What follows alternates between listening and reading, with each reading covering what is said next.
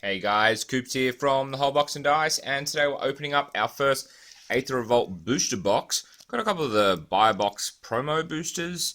When I picked this one up, I think they're the same as the standard showdown ones, where you're going to get a foil of any rarity and 2 rares or better. Looks like Tireless Tracker is going to be one of them.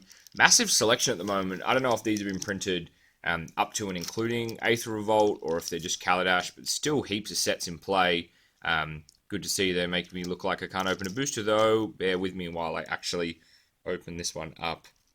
I'm surprised as well that there's not a promo on the front. I don't like that you see the card straight away, but Tireless Tracker is going to be the first rare that we have, and the foil is, okay, Vile Aggregate for that one, and Markov Dread Knight.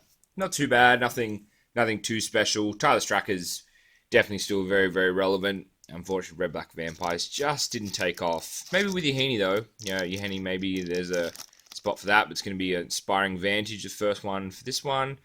4 is a land and another land, right. Okay. Second pack's worth like over $10 though, so that's not too bad. Both red, white, and blue, black, very relevant color combinations in the meta at the moment. You know, that blue, black improvise and blue, black artifacts, and then obviously red, white, hellspawn vehicles. Actually should have a red, white vehicular manslaughter deck up pretty shortly there. I've played a couple of matches, more than a couple, on things like X-Mage recently, and just obviously versing some decks at my local game store and stuff, and red, white vehicles still looks like it just has a little bit of an edge over red, green energy aggro. It's pretty close though, but I've kind of put up my own little take on it, on how to best build it. But it's really interesting seeing some of the builds of people have come up with vehicles and using auras to self-prove them. So I'm going to play on that a little bit. But this is our first booster here, and let's see what we get. Winding Constrictor and Release the Gremlins. Okay, not too bad. Definitely think Release the Gremlins is a sideboard piece for like Grixis control. If you just come up against obviously an artifact heavy deck, even if they're just tokens, the fact that you can destroy them and create a whole bunch of 2/2s for yourself is not bad. Double Constrictor and Quicksmith Spy should be really interesting. You know, just seen two Winding Constrictors. Just where green black goes in this first tournament, which I think is only like 24 hours away now from going live. You know, green black Delirium still sticking its head around. You've got green black counters and heaps of different variants. Kari Zev's expertise in that one. Heaps of different variants of green black counters as well. You know, there's obviously some of the builds play things like Bristling Hydra and the Gear Hulks, and there's maybe even a spot for something with Panharmonicon and something like Undergrowth Champion, Greenwheel Liberator in this pack. So there's just so many different ways I think those decks can go, and obviously Grixis I think is still a very relevant control deck. There's so many artifacts, which makes Unlicensed Disintegration such a strong piece. Picked up things like, I was literally just about to say Yeheni's expertise there. So something like Yeheni's expertise, which probably isn't getting the play that I think it should. You know, against tokens, it's so strong, but it's also 4, and you don't want to be running too many copies, but you do want to get it out early enough before those tokens go too wide on you. So Quicksmith Rebel and, oh nice, Foil Mechanized Productions. That's amazing. This is a card that I really hope can be a real thing. You know, I don't know if it's just going to be a tier 2 F&M deck kind of thing, but Bant Mechanized Productions or even Simic Mechanized Productions look lots of fun, and just such a janky win condition. Fatal Push and Battle at the Bridge. Okay, Fatal Push is always good. $5 uncommons. You know, we never turn our nose up at that. And Battle of the Bridge, I think, is a really, really good card. You know, so many black decks tap their life as a resource. You know, and the fact that you can replenish that whilst also taking something out is really, really solid. Next pack here, got a Rallier and Heart of Quran. Awesome. Okay, Foil Mythic and a Heart of Quran. This box is certainly starting to pick up there. So Heart of Quran as well. I've seen plenty of lists like with not exactly Super Friends, but like Jund Walkers and Abzan Walkers and stuff that this is featured in. Aether Geode Miner, and there are some really strong Planeswalkers in those colors at the moment. So I think Heart of Quran is a nice complement to it there. Obviously legendary artifact, so you can't have more than one out, because if you did, then those decks would just be over the top. Free Jam Regent in that one, not too bad. More of like a filler rare, the old Free Jam, but you know, it's a flyer that you can pump it and get it out cheap with Improvise, so they're definitely worse cards. But yeah, the tournaments coming up should be, like I said, really, really interesting. Greenbelt Rampage, cards like this. Is this in the red green energy deck? Is that a card that is going to see play? I really want to see blue black. I want to see if that's got a competitive spot. I think Grixis will still have one. We saw Shota take that deck to the last Pro Tour, but I think they picked up some really solid cards. Kari Zev, Skyship Raider, and a nice foil there. Really surprised with Kari Zev that they didn't do a legendary vehicle of the Dragon Smile of her ship. I know they did Heart of Quran and they did the Skyship Sovereign in the last one, but I was surprised. It seems like she's a cool character and there's her expertise. Seems like she's a cool character, so the fact that there's not one there, it'd be awesome if they do like relics or something in Amonkhet, and one of them is like her ship's relic or something. That would be a nice way to kind of tie it all in. Whir of Invention's going to be the rare in this one, the improvise instant spell that allows you to tutor something up, which is not too bad. Based on obviously how many artifacts you can tap down. Walking Ballista, straight cash, that card. This card is broken. This card is just an insanely good card. Any booster that you open with that is just amazing. I'm working on something at the moment, like Panharmonicon, Walking Ballista, maybe even Abzan. I'm not really sure which way we're going to go. But it's just such a strong card, Scrap Trawler.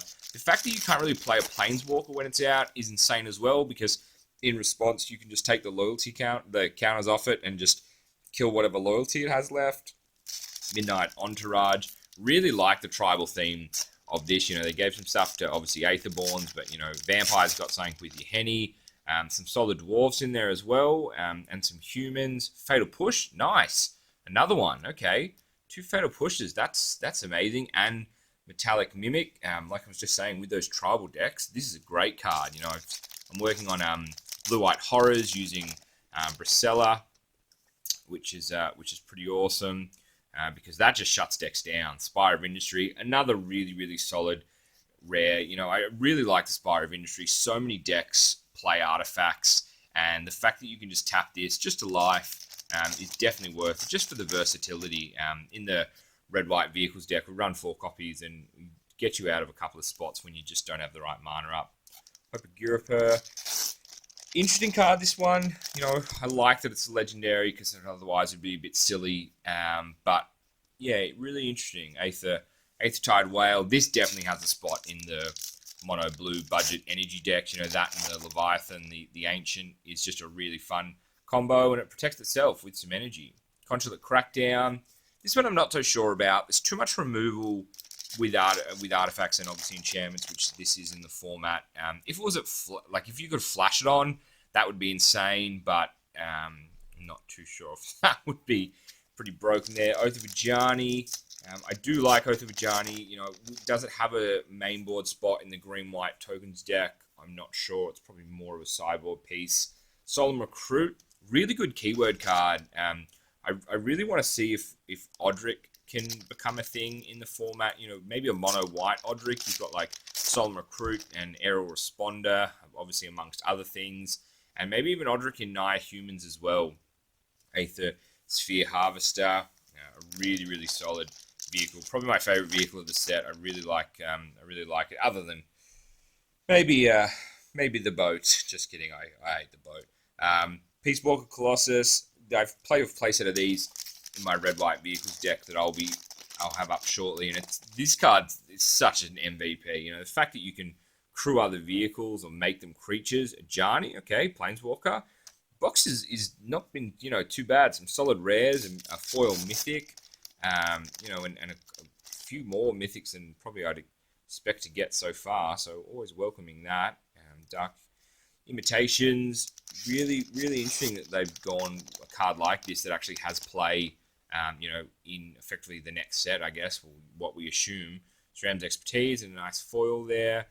Will that be something that Wizards keep doing? I don't really like it, because it's kind of like, how strong is it going to be when the next set comes out? And, is it kind of like a wasted slot when it's not out? But we'll see. Browse Expertise. Obviously, with the extended, cycle on standard, they've got a little bit more flexibility with that stuff, so wouldn't be surprised to see more kind of cards like that. Shock at the front of this pack, and Lightning Runner, okay. Red to red, can get behind that. I like the Lightning Runner. I definitely think there's a spot for him in the build in a mono red energy aggro deck, inspiring statuary. Really strong card. I like just the ability to get a whole bunch of artifacts out and just use it to bring the generic mana cost down. Gonti's Aether Heart, awesome. Okay, legendary artifact. I think this is closer to what what Aetherworks Marvel probably should have been in the format. I don't know if this needs to cost 6, given that you exile it. I think I'd be okay with it costing 4. Baral Chief of Compliance and another foil. I do wish this was the condition though on Aetherworks Marvel, that it's either a sacrifice or even an exile. I think it's better with the exile. Obviously, makes it a bit harder given how easy it is to pull stuff out of your graveyard. But at least on exile, it becomes a bit tricky. Planar Bridge. This one I'm just not so sure. You know, it costs 6. It's really expensive, and then the trigger's obviously 8 on it. Last pack, ooh, let's see. If you could fit Planar Bridge into a control shell, I think it would be really solid, and you can effectively tutor up a Gearhulk and put it on the battlefield. But I don't know if you ever want to give your opponent like a free turn 6. That doesn't sound like a good plan, but if you can weather that storm, then you can, obviously in their end step go digging for stuff if you haven't had to cast a counter spell. But heading into the uncommons, what do we got here? The Dragster, Boat. And, okay, Lifecrafter's bestiary there, so nice. I really, really like this card. The scry is insane. The hand refill is crazy. This was a really solid box, guys. I'm pretty happy with this.